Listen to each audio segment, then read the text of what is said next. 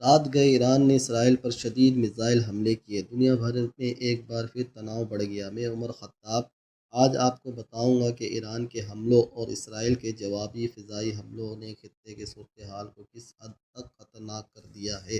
ایران نے رات گئے امریکی فوجی اڈوں اور اسرائیلی شہریوں پر میزائل داغے، جس سے متعدد اہداف نشانہ بنے۔ اسرائیل نے فوری رد عمل میں تہران اور دیگر جگہوں پر فضائی حملے کیے۔ عالمی میڈیا کے مطابق حالات بہت سنجیدہ ہیں اور کشیدگی روز بروز بڑھ رہی ہے۔ امریکی صدر اور دیگر عالمی رہنما بھی صورتحال پر بریفنگ لے رہے ہیں۔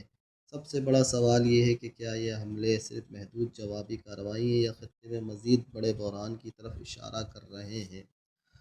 ماہرین کا کہنا ہے کہ ایران اور اسرائیل کے درمیان اس وقت کشیدگی سے نہ صرف مشرق وسطیٰ بلکہ عالمی سیاست پر بھی اثر پڑ سکتا ہے۔ تیل کی قیمتیں بڑھ سکتی ہیں، فوجی منصوبے دوبارہ دیکھے جا سکتے ہیں اور دیگر ممالک بھی محتاط حکمت عملی اپنا سکتے ہیں۔ عوامی رد عمل اور میڈیا کی کوریج بھی حکومتوں پر دباؤ بڑھا سکتی ہے۔ اگر آپ کو یہ خبر اہم لگی تو چینل کو سبسکرائب کریں، بیل آئیکن دبائیں اور تازہ ترین اپڈیٹس کے لیے ہمارے ساتھ رہیں۔